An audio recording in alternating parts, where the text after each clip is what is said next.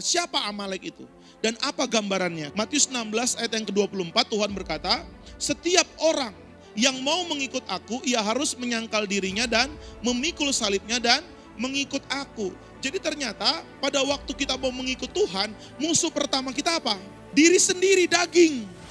Makanya firman Tuhan berkata, kalau mau mengikut Tuhan, daging yang harus pertama kali disalibkan, disangkal. Supaya manusia roh kita bisa muncul ke permukaan. Artinya Amalek adalah gambaran dari manusia daging. Penghalang pertama orang Kristen untuk mengikut Tuhan adalah diri atau kedagingan kita yang harus kita bereskan. Jadi Amalek adalah gambaran dari manusia daging kita yang harus kita taklukkan. Saudara percayalah, musuh pertamamu waktu kenal Tuhan bukan setan, bukan iblis, bukan kuasa kegelapan, tapi kedagingan kita yang berusaha untuk mengembalikan kita kepada manusia lama kita. Ketika kita menjadi manusia baru dalam Tuhan, harusnya kita melupakan segala manusia lama kita. Meninggalkan semua manusia daging kita. Bukan hanya sekedar kita melupakan, tapi kita harus benar-benar membunuh, mematikan, dan membinasakan semua ingatan akan manusia-manusia lama kita.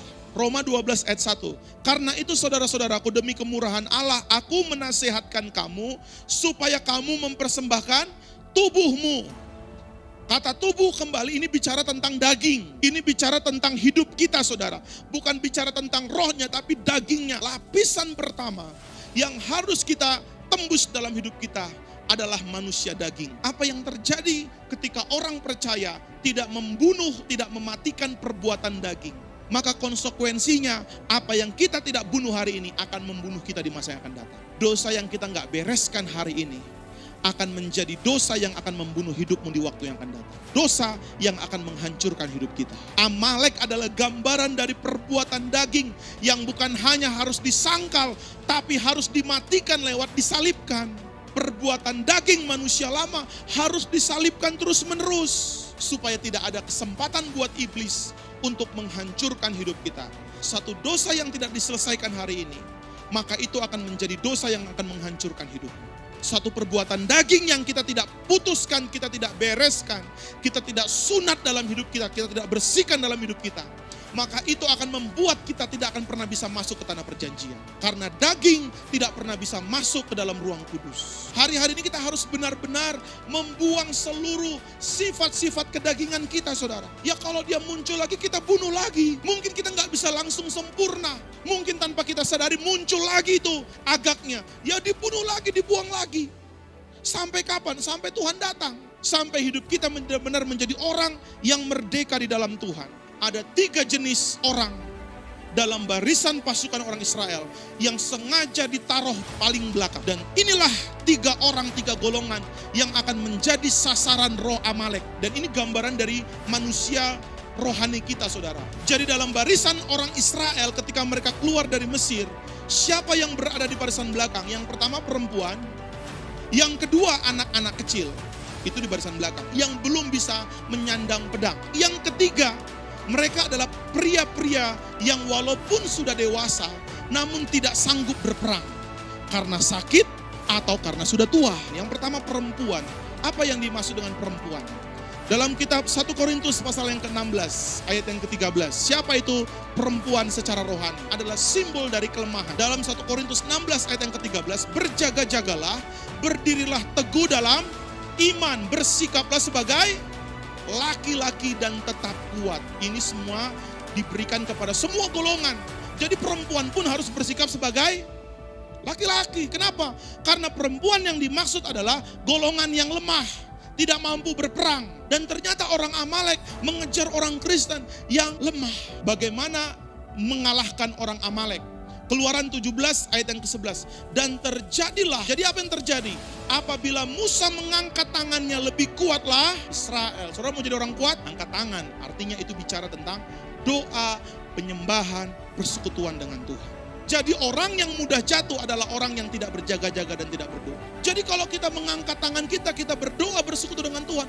Orang mau buat apa atas hidupmu, engkau lebih kuat atas dosa. Kalau enggak kuat dengan Tuhan, gampang jatuh dalam dosa. Setiap kali saudara mendekat dengan Tuhan, maka dosa akan menjauh dari hidup. Dan kalau kita sudah makin menjadi serupa dengan Tuhan, maka semua keinginan dan segala sesuatu yang Tuhan benci, pasti kita akan benci. Yang kedua saudara, anak-anak. Siapa anak-anak? Anak-anak ada dua golongan. Yang pertama, anak-anak bicara tentang orang yang baru mengenal Tuhan. Petobat baru, lahir baru. 1 Samuel 17 ayat 34. Saudara, yang pertama, kalau kita adalah petobat baru, gimana bisa menang sama roh Amalek? Kunci satu-satunya adalah tergembala. Yang kedua, ada anak-anak jenis yang lain. Coba lihat dalam Ibrani pasal 5 ayat yang ke-12. Tapi kalau setiap hari Tuhan kasih saudara instan terus,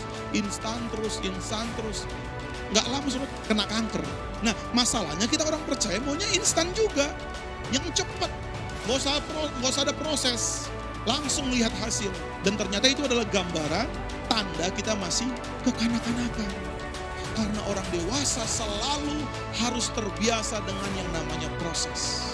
Laki-laki yang tidak sanggup berperang, itulah orang yang paling belakang. Karena sakit atau karena usia lanjut. Nah, apa gambarannya dari orang Kristen yang sakit dan tua ini? Yang sakit itu adalah gambaran dari orang-orang yang sebenarnya hidupnya masih butuh dipulihkan. Yang sakit jiwanya, sakit hatinya, yang kecewa, yang iri dan lain sebagainya. Kalau sakit nggak akan bisa berperang, barisannya di belakang. Kalau kita pikirannya, jiwanya sakit, hatinya sakit, lumpuh, cacat, saudara, itu adalah gambaran dari orang-orang yang karakternya bermasalah, yang hatinya bermasalah, yang manusia rohnya sedang bermasalah. Dan orang-orang yang hidupnya sedang bergumul dan tidak mau dipulihkan karena membiarkan sakitnya itu berlama-lama di hatinya. Ini gak akan bisa berperang. Yang kedua, mereka yang walaupun laki-laki, tapi mereka yang usianya sudah tua. Nah, apa yang dimaksud dengan tua, saudara? Tua secara rohani adalah gambaran orang-orang yang sudah terjebak dengan roh agamawi. Rajin beribadah, rajin melayani, tapi hatinya udah gak ada rasa. Yang walaupun berjeri lelah melayani, rajin beribadah, tapi hatinya sudah hambar, gak ada rasa lagi. Melayani Tuhan itu gak ada gelora, gak ada passion, gak ada semangat, gak ada sukacita. Tidak ada hati yang meledak-ledak untuk memberikan yang terbaik. Panca indramu sudah tidak lagi bisa merasakan gairah yang dari Tuhan. Seperti jemaat Efesus yang walaupun mereka tidak mengenal lelah, tapi mereka tidak punya kasih mula-mula. Dan kalau kita udah gak punya kasih mula-mula, saudara, semua yang kita lakukan itu akan menjadi beban dan akan menjadi pekerjaan, pelayanan, ibadah pun ibadah yang membosankan. Nyembah Tuhan pun kita gak akan pernah menikmati Tuhan. Berdoa pun sesuatu yang meletikan, baca Alkitab apalagi. Itulah tanda orang yang sudah tua. Semuanya dilakukan karena rutinitas, karena jadwal, karena tanggung jawab, karena disuruh, karena diperintahkan. Mari lakukan semuanya dengan gairah.